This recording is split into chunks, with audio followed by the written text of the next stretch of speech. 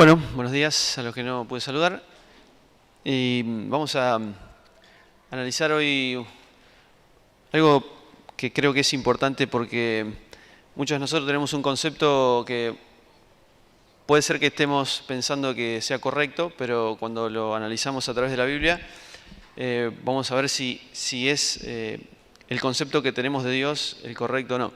Y el domingo que viene vamos a comenzar un estudio bíblico en la escuela dominical que tiene que ver con quién es Dios. Es decir, qué clase de Dios es el Dios al cual cantábamos recién, al cual adoramos, al cual le hablamos, oramos.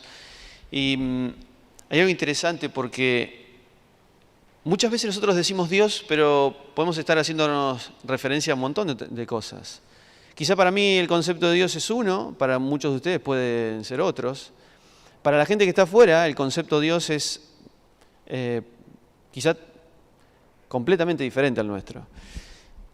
Pero para poder relacionarnos con este Dios, debemos saber correctamente qué clase de Dios es al cual nos estamos acercando y tenemos un vínculo, una relación. Y vamos a tratar de, como hacemos siempre, me gusta preguntar para sencillamente ustedes puedan interpretar y pensar conmigo.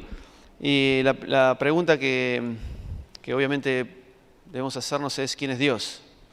¿Quién es Dios? ¿Qué es Dios? Sí, nuestro Padre, es decir, un ser espiritual que se manifiesta como nuestro Padre. Bien, ¿qué más?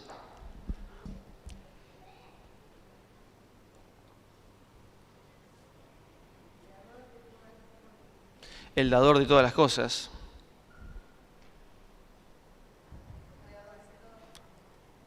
¿Nuestro? Hacedor, ok, bien.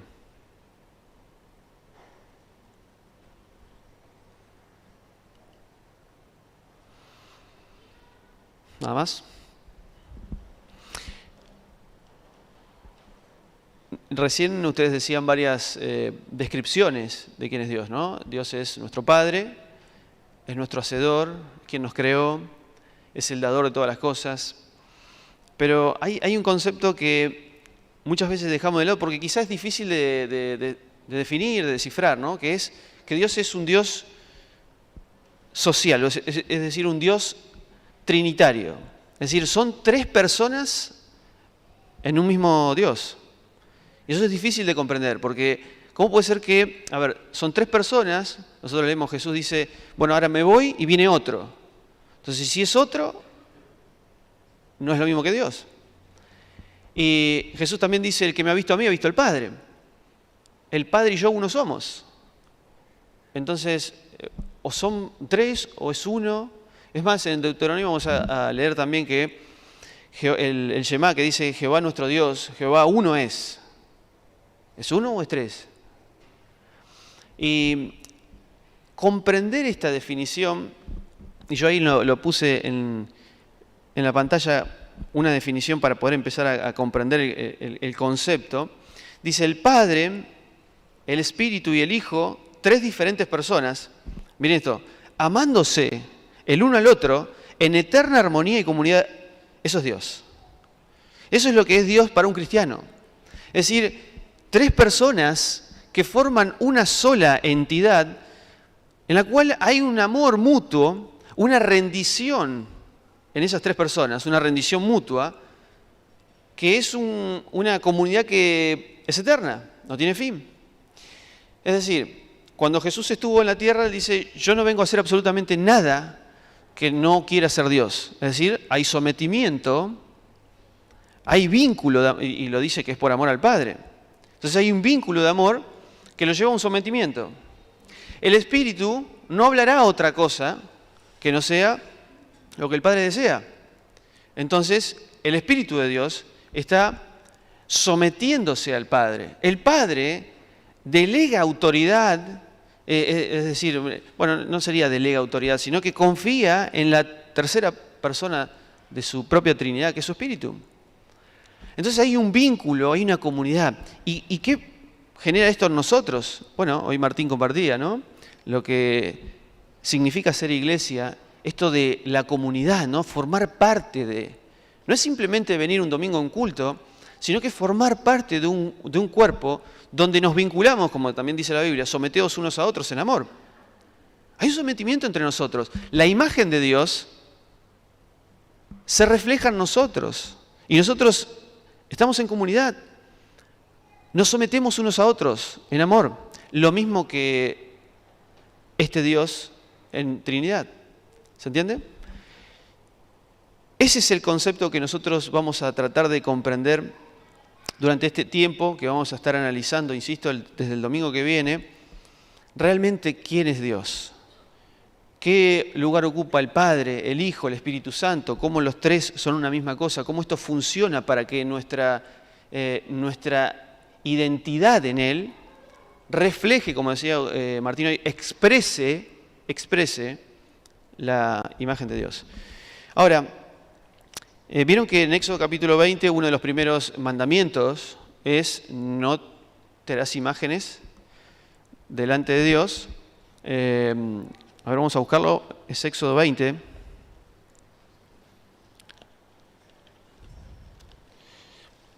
Para decirlo correctamente.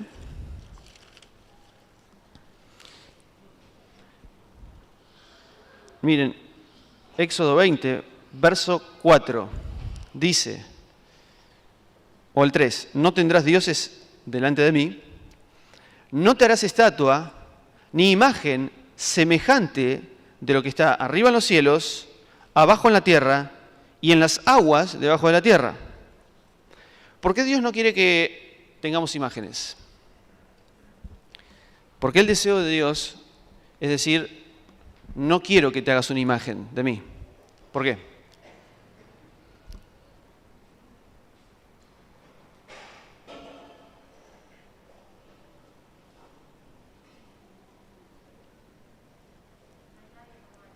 No hay nadie como Él. ¿Qué más? Él no comparte su gloria.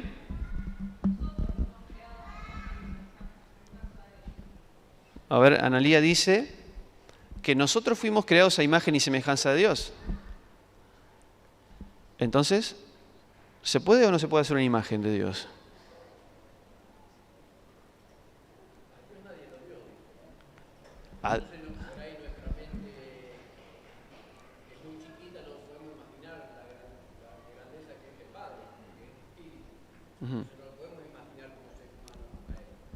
Bien, no lo podemos imaginar como un ser humano, por eso es difícil comprender la idea de Dios.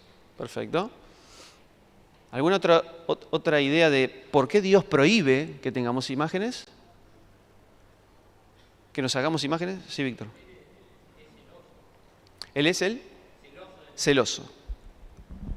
Él es celoso. Titi me dice, terminaríamos adorando la imagen. ¿Saben por qué Dios no desea que armemos imágenes de Dios? Porque Analía dijo recién, porque nosotros somos las imágenes de Dios. Nosotros somos esa representación de Dios. Porque Génesis 1 dice, hagamos al hombre a nuestra imagen y semejanza. Nosotros somos esa representación en la tierra de lo que es el carácter de Dios. Por eso decía recién, si Dios es un Dios que vive en comunidad, ¿vieron que la Biblia dice, no es bueno que el hombre esté solo? No es bueno que Dios esté solo. Dios no está solo. Dios es una comunidad, son 3 personas. Y se manifiesta de esta manera, en vínculos, padre-hijo, hijo-padre, espíritu-padre, espíritu-hijo. Hay una relación, un vínculo, insisto, de sometimiento. De la misma manera, es que nosotros reflejamos esa idea, esa imagen de Dios. Por eso cuando Jesús dijo, en esto conocerán mis discípulos. En esto van a conocer ustedes que son mis discípulos. Que se aman unos a otros. Que expresan lo que el Padre expresa al Hijo. Lo que el Hijo expresa al Padre. ¿Entienden? Esa es la idea de cómo esta concepción de Dios nos golpea en el buen sentido para poder reflejar aquello que es Dios, no lo que somos nosotros. Porque si nosotros tuviéramos que reflejar lo que somos nosotros, lamentablemente no produciríamos ningún tipo de efecto en nadie. Al contrario, nosotros somos egoístas, somos personalistas, vivimos en una sociedad donde vivimos cada vez más para nosotros mismos. Ese es el concepto contrario a lo que es Dios. Un Dios que se entrega, como decíamos recién, ¿no? Un Dios que da todo, inclusive a su propio Hijo, para poder atraer a personas llenas de defectos como yo, para atraerlo hacia Él. Entonces es un Dios que se rinde, pero hoy vivimos en una sociedad donde el hombre cada vez más vive para sí mismo. Y en el cristianismo nosotros estamos salpicados porque somos seres humanos igual.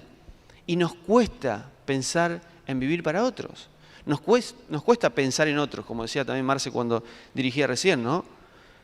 Nos cuesta ver la necesidad de los demás. Pero bueno, vamos a Génesis, ahí capítulo 1. Y lo que hoy quiero simplemente introducir es que quiero que veamos cuál es la función del Espíritu en esta Trinidad. Pero no voy a profundizar en lo que es el Espíritu Santo, pero sí quiero que veamos una función puntual que muchas veces obviamos y nos confunde el concepto del Espíritu Santo.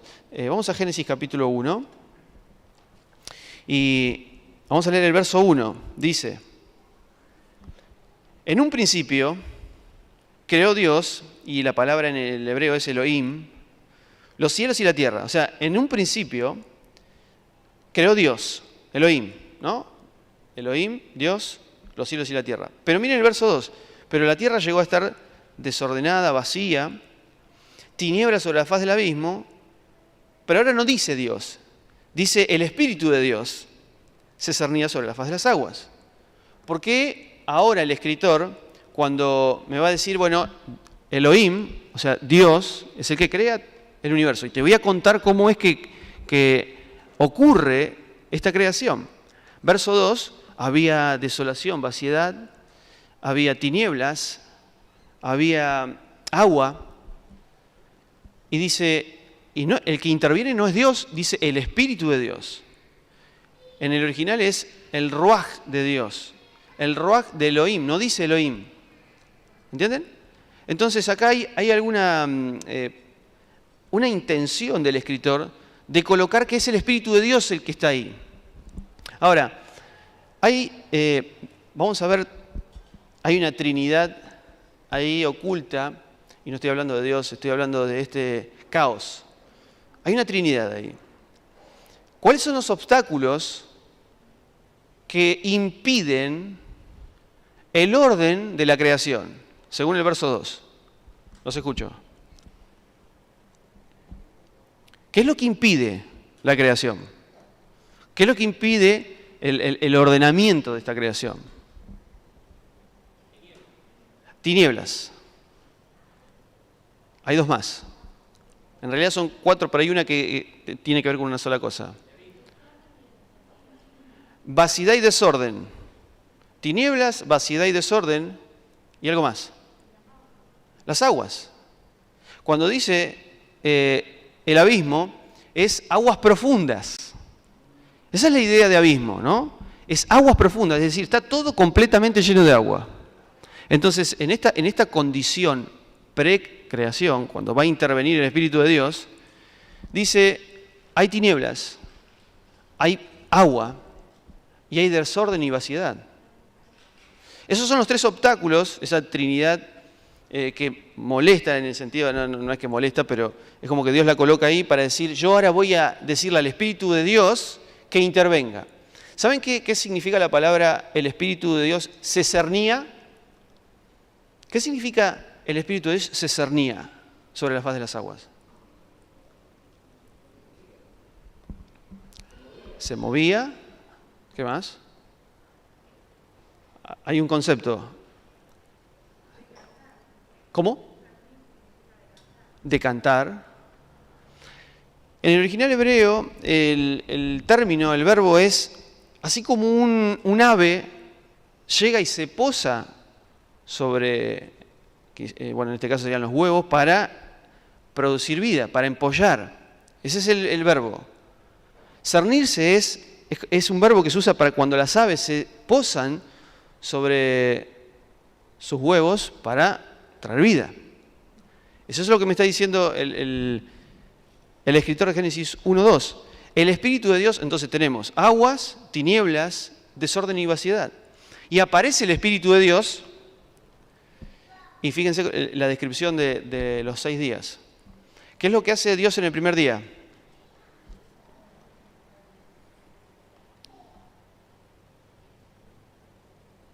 ¿Qué es lo que hace Dios en el primer día? ¿Cómo? Es decir, si yo tengo tinieblas, ¿qué hace Dios? Invita a la luz. Entonces ahora tenemos tinieblas y luz. No es que quita las tinieblas, sino que hace aparecer la luz y controla las tinieblas. Ese es el concepto. Aparece la luz y controla las tinieblas. ¿Qué hace en el segundo día?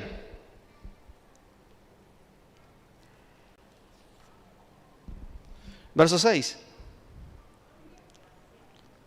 La expansión. ¿Qué hace con las aguas entonces? Las separa. Estaba todo completamente lleno de agua. Ese es el obstáculo. Ahora Dios está separando las aguas. Es decir, coloca agua arriba y hay agua abajo. ¿Recuerdan Éxodo 20 cuando dice, no te hagas imágenes, ni en el cielo, ni en la tierra, ni en las aguas debajo de la tierra? ¿Ven? Entonces, es la separación de Dios. Es agua arriba, es agua abajo. ¿Recuerdan cuándo se produce lo mismo? ¿Cuándo aparece agua arriba y agua abajo? En Génesis. En el diluvio. ¿Qué hace Dios? Abre las fuentes de arriba y sale agua de abajo. Es decir, lo que hace Dios en Génesis 6, 7 y 8 es volver al origen, a Génesis 1, 2. Otra vez todo completamente lleno de agua. ¿Qué hace después de que separa las aguas de las aguas? Dice, sacó lo seco de lo mojado. Es decir, debajo del agua, todavía es todo completamente lleno de agua. Saca lo seco y dice, este es el lugar. Entonces, miren, ya solucionamos 2 obstáculos. Las tinieblas son controladas por la luz. Las aguas son controladas por Dios, las divide. Y coloca lo seco en medio de las 2 aguas, para que ese sea el lugar donde va a estar el hombre. ¿Qué hace en cada uno de esos lugares, en los otros 3 días? ¿Cómo? Los hace habitables y empieza a llenarlos. ¿Cuál es el tercer obstáculo? Hay desolación y vaciedad. Entonces Dios empieza a solucionar el problema llenando cosas. Y coloca en los cielos el sol y la luna. Que si usted analiza lo que dice el pasaje de Génesis 1:14, Dios dice que la luna y las estrellas gobiernan. Gobiernan, dominan. Es decir, Dios le delega la autoridad en el área de los cielos al sol y la luna. Después uno ve la descripción de las aguas de abajo. Y Dios completa las aguas de abajo. Hay peces, hay monstruos marinos, de todo, ¿verdad? Y después también termina completando, llenando lo seco, la tierra, que es, animales también que están por la tierra, y termina colocando al hombre, para que el hombre sea el gobernador de la tierra. Los cielos tienen sus gobernadores, sol y la luna. Los mares tienen sus gobernadores, los monstruos marinos. Y la tierra tiene sus gobernantes, el ser humano. Por eso dice, sojuzguen. Miren, vamos a 1:26. Y acá aparece la Trinidad. Miren, entonces dijo Dios, Elohim, hagamos. ¿Cómo hagamos? Hagamos. Acá está la Trinidad. Hagamos al hombre. A nuestra, no dice a mi imagen, dice a nuestra imagen, conforme a nuestra semejanza. Y miren cuál es la primera característica que traslada Dios al ser humano. Ejerzan dominio sobre los peces del mar, sobre las aves de los cielos y sobre el ganado sobre toda la tierra.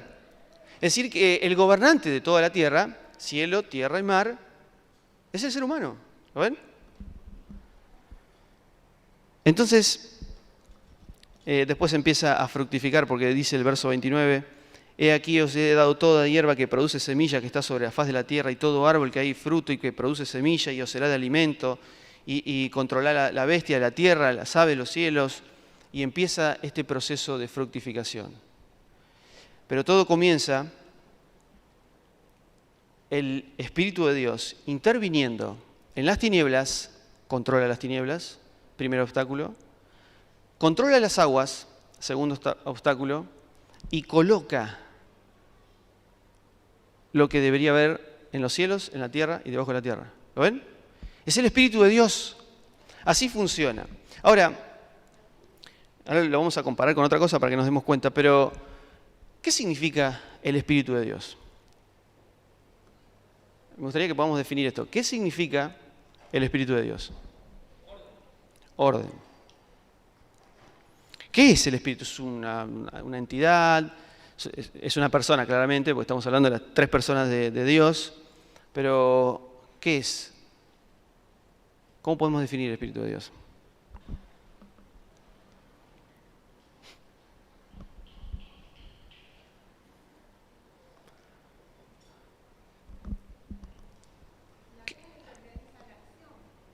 Aquel que realiza la acción. O sea, ¿cómo vemos que el Espíritu de Dios es real? Cuando actúa, cuando interviene, cuando ordena, cuando separa, cuando aparece la luz. Miren, el Espíritu, la palabra ruaj en el hebreo, tiene tres maneras de expresarse. Yo puedo expresarlo como el aliento. ¿no? La respiración. O sea, cuando hace mucho frío, ¿vieron que cuando hace mucho frío uno como ejerce como un aliento y se ve el humo que sale dentro nuestro, ¿no?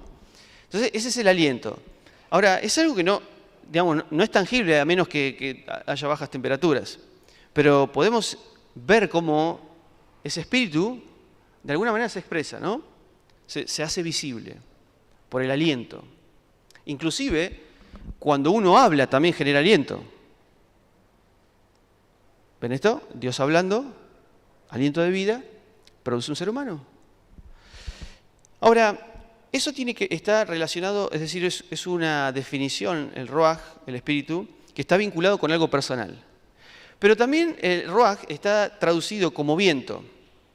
¿Cómo te das cuenta que el viento existe? Se mueven los árboles. ¿No? Uno dice, no sé dónde arranca el viento, dónde termina. ¿Vieron esa frase poética que encontramos en Job? ¿Dónde comienza el viento? Pero uno no sabe, pero los árboles se mueven. Es una energía que se mueve, ¿verdad? ¿Recuerdan cuando Jesús habla con Nicodemo y le dice, todo lo que es nacido del Espíritu es? El viento sopla y nadie sabe de dónde viene, ni a dónde va. Así es el nacido del Espíritu. ¿Qué tiene que ver el Espíritu con el soplo, con el viento?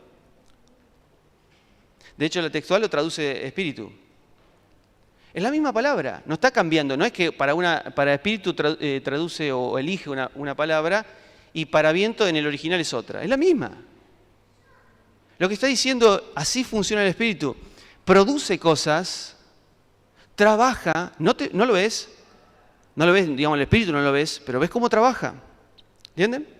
Entonces, el ruaj es una palabra que también está vinculado a algo impersonal como el viento. Algo personal como una persona, como Dios, como nosotros, pero también está vinculado a algo impersonal. Y es ahí donde, de alguna manera, nosotros podemos empezar a comprender. Miren lo que dice Génesis 2, 6 y 7. O el 7 vamos a leer directamente. Dice, entonces Dios, Jehová Elohim, modeló al hombre de la tierra, y sopló, ahí está, viento, sopló, aliento, en sus narices tengo yo, aliento de vida. Y el hombre entonces llega a ser un alma viviente, ¿lo ven? Es increíble porque la palabra de Dios que sale de su boca, el aliento de su boca, es la que produce vida. ¿Ven? Y es el Espíritu de Dios. Entonces podemos ver cómo el Espíritu está de alguna manera vinculándose a una obra redentora, a una obra de transformación. Es el Espíritu el que transforma el desorden en orden. Es el Espíritu el que, de alguna manera, permite que las tinieblas se transformen en luz o las tinieblas sean contrastadas con la luz. ¿Pueden ver? Es esta idea. El Espíritu es el que da vida. Lo que estaba muerto empieza a dar vida. Y miren lo que dice, vamos a buscar Efesios, capítulo 1.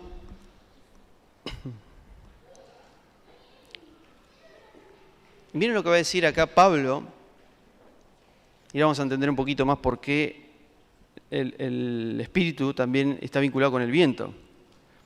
Dice Efesios capítulo 1, verso 18, dice, iluminados los ojos del corazón, ese es el deseo de Pablo, ¿no? Que sean iluminados los ojos del corazón, para que puedan saber cuál es la esperanza de su llamamiento, hablando de la iglesia, cuál la riqueza de la gloria de su herencia con los santos, y cuál la inmensurable, miren esto, cuál es la inmensurable, la incalculable grandeza de su poder para con nosotros los que creemos.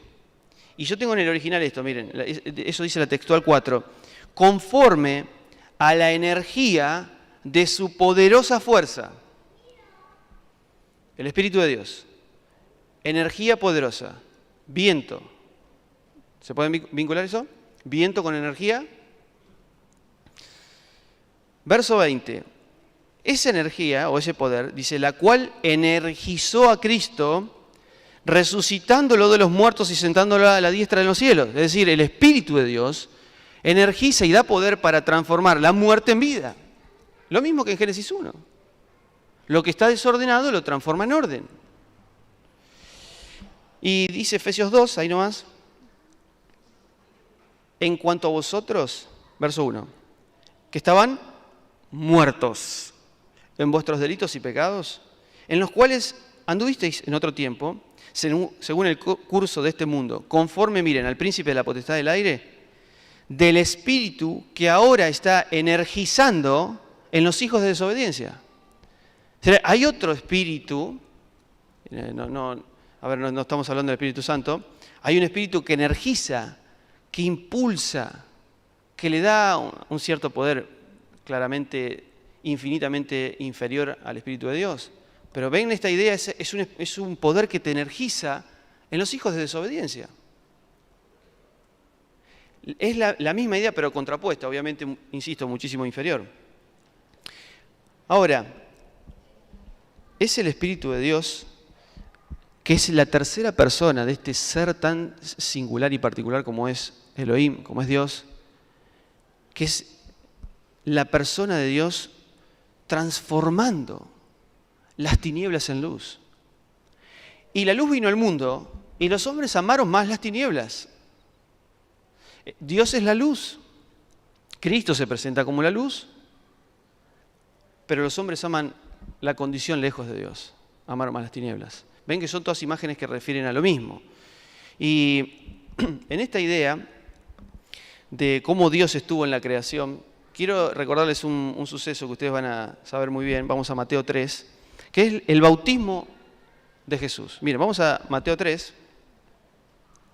Fíjense cómo el escritor va a vincular el bautismo de Cristo con el proceso de creación. Y va a nombrar las tres personas de este Dios increíblemente magnífico en este suceso tan particular como es el bautismo, que lo podríamos hasta comparar con la imagen de la creación. Miren, dice Mateo 3:13, llegó entonces Jesús desde Galilea al Jordán, donde estaba Juan para ser bautizado por él, pero él trataba, miren, Juan decía, es imposible, o sea, que el creado bautice al creador, imposible. Soy yo el que necesita ser bautizado por ti. ¿Tú vienes a mí? Pero respondió Jesús y le dijo, deja ahora, porque así nos es conveniente cumplir toda justicia. Entonces lo dejó. Y Jesús, miren esto, después de que fue bautizado, es decir, sumergido en aguas, sacado afuera, subió enseguida del agua, y aquí, miren, se abrieron los cielos, ¿y qué es lo que desciende? el Espíritu de Dios, ¿no? ¿Cómo qué? Como una paloma. ¿Recuerdan qué significaba la palabra cernía en Génesis 1:2? Es un ave que desciende y empolla. Y es el Espíritu de Dios el que desciende como paloma sobre Dios Hijo. Y dice, y he aquí una voz de los cielos, Dios mismo, Dios Padre, que decía, este es mi Hijo, el amado, en quien tengo complacencia. ¿Pueden ver el vínculo, la comunidad de la Trinidad? Es Dios aprobando a su Hijo. Es su Hijo sometiéndose a la voluntad del Padre, pasando por las aguas del bautismo. Jesús no necesitaba bautizarse. Pero Él dice, es necesario que cumplamos, porque es mi manera de identificarme con la humanidad. Donde yo paso por las aguas, ven esta imagen, estoy en aguas y salgo. ¿Ven esto? Génesis 1:6, y lo secó debajo de las aguas. Es esta imagen. Y es el Espíritu de Dios que desciende sobre el Hijo. Ahí está manifestada la Trinidad. Pero no solamente acá, miren, en Éxodo 14, y con esto ya vamos a ir concluyendo, vamos a llegar a la conclusión, pero es necesario poner una base para todo lo que vamos a ver más adelante. Éxodo 14, ustedes conocen también muy bien esta historia, se la contamos siempre a nuestros hijos, que es el pueblo de Egipto saliendo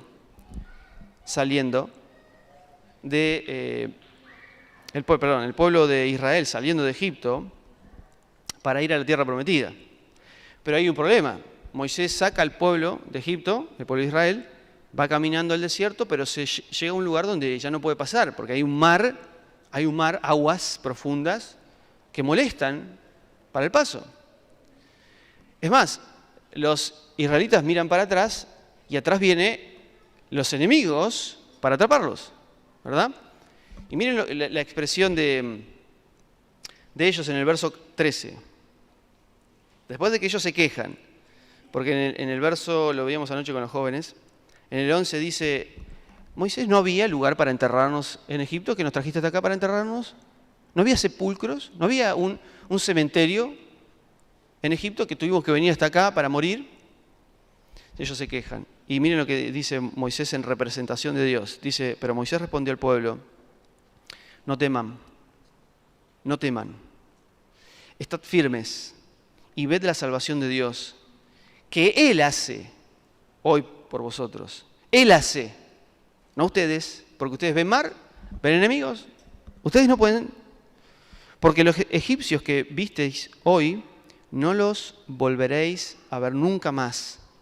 Y miren el Evangelio en el capítulo 14, en el versículo 14. Luchará por vosotros. Vosotros quedaos quietos. ¿Esa es la salvación? Quédate quieto, porque vos no podés hacer nada. Es la intervención de Dios. Y ahora vamos a ver, es Dios luchará por ustedes. Y ahora vamos a ver que interviene la Trinidad. Dice, o por lo menos el Espíritu. Dice, le dice Dios a Moisés, levantad tu vara. Verso 18. Y cuando sea glorificado Dios en Faraón y en sus carros y en sus jinetes, los egipcios sabrán también que yo soy Dios. Y el verso 21 dice, entonces, claro, Moisés extendió su mano hacia el mar y Dios hizo, miren, Génesis 1, hizo que el mar se retirara por medio de ¿qué? ¿Qué es lo que hace que el mar se retire? ¿Que las aguas se dividan? El viento. ¿Recuerdan viento? Es el Espíritu de Dios. Un recio viento oriental toda la noche. Y las aguas, Génesis 1, fueron divididas.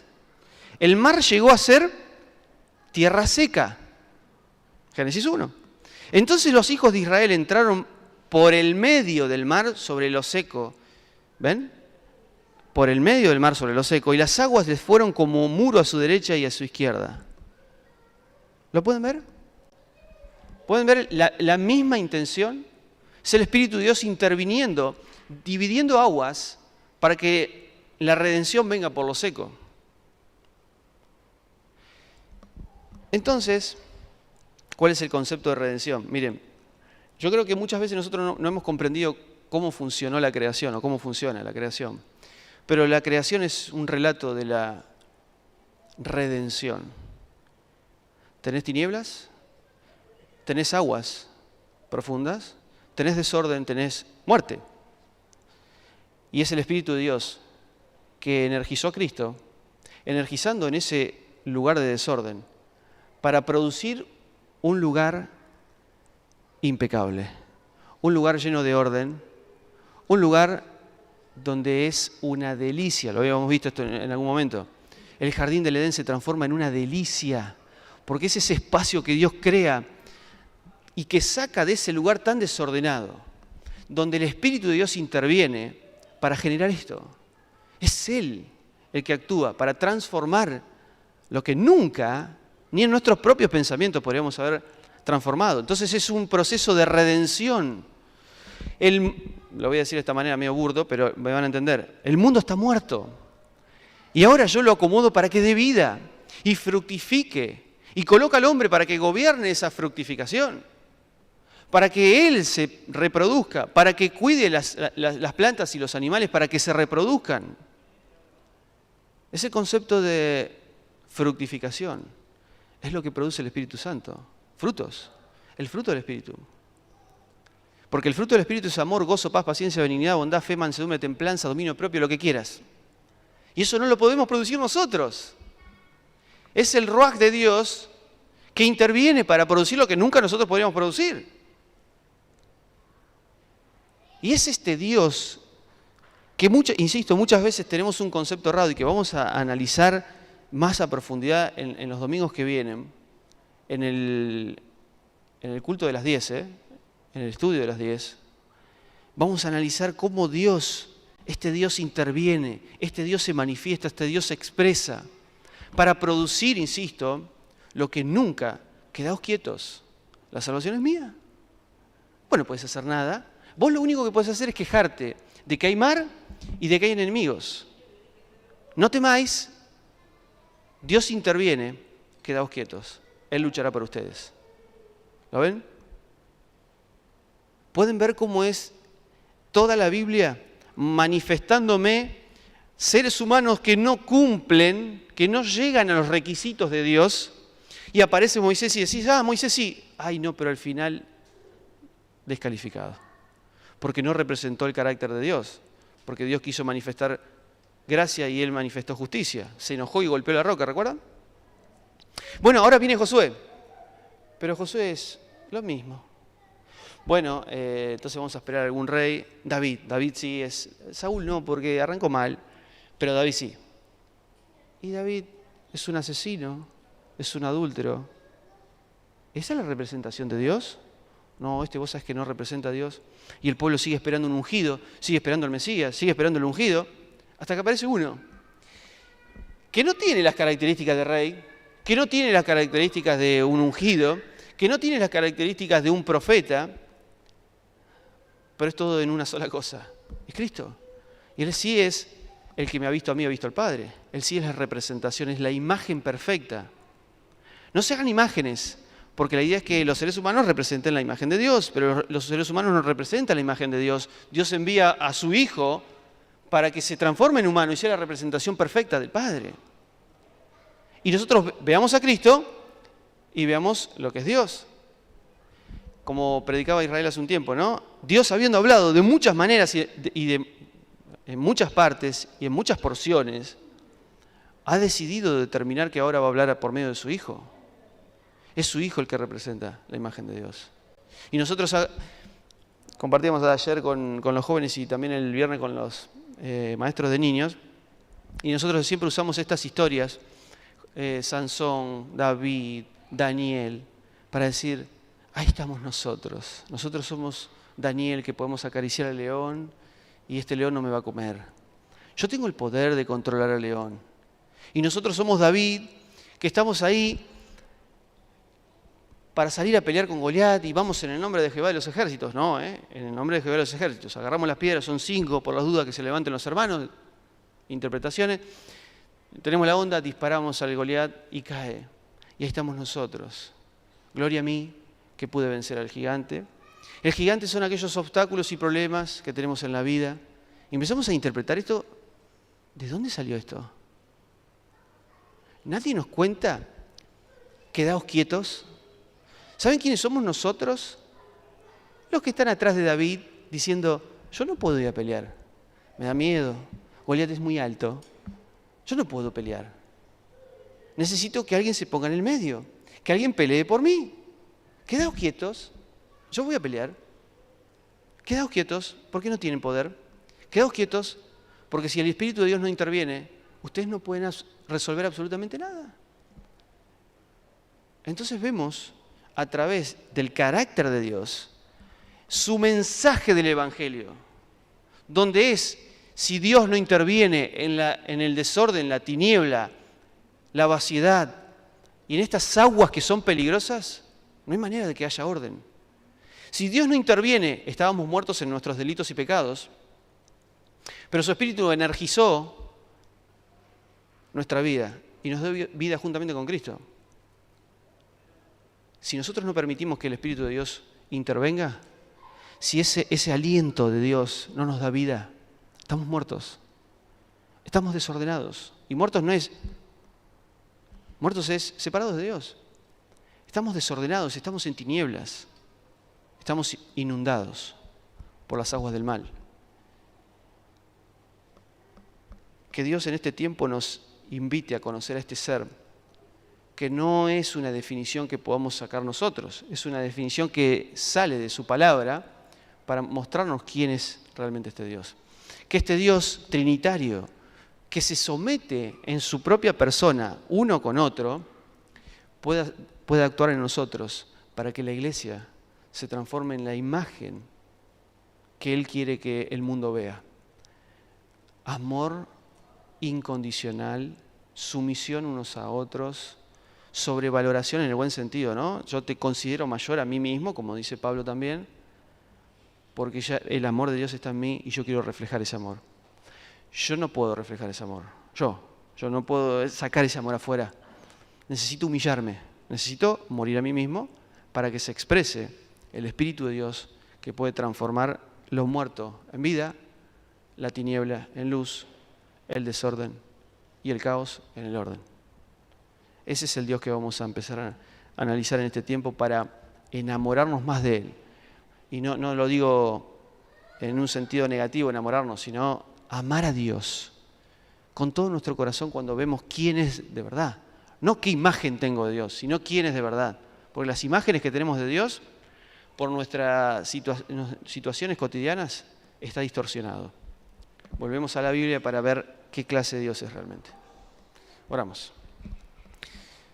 Nuestro Dios, cada vez que vemos a este ser tripartito actuar, en tu palabra nos asombra, nos llena de gozo. Nos rendimos ante un Dios increíblemente superior a lo que podamos pensar e imaginar. Señor, libera nuestra imaginación de imágenes distorsionadas de tu persona. Queremos en este tiempo, como iglesia, que ese ser que se vincula con un amor incondicional, con un amor de entrega, de humillación, de sumisión los unos por los otros, sea manifestado en nuestra iglesia. No es un deseo de sentirnos importantes, es un deseo de que el mundo pueda verte a vos, no a nosotros. Porque mi amor es egoísta, mi amor no entrega nada, al contrario, mi amor se envanece, mi amor no busca el bien del otro, busca exactamente lo propio. Mi amor es un amor que se irrita fácilmente, pero tu amor es un amor que no se irrita. Yo guardo rencor, pero tú no lo guardas. Por eso que tu imagen sea plasmada en nuestra vida, que nos neguemos al deseo de querer manifestar nuestra vida, porque nuestra vida no puede nunca manifestar tu carácter. Es tu vida en nosotros la que manifiesta tu propio carácter. Gracias, Señor, por que nos das una y otra vez la oportunidad de volver a ti para entender estos conceptos.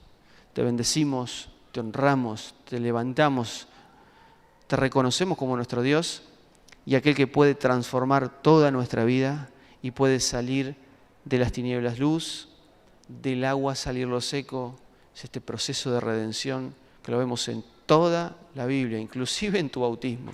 Increíble. Te bendecimos y te honramos en esta mañana, en el nombre de Jesús. Amén. Dios les bendiga.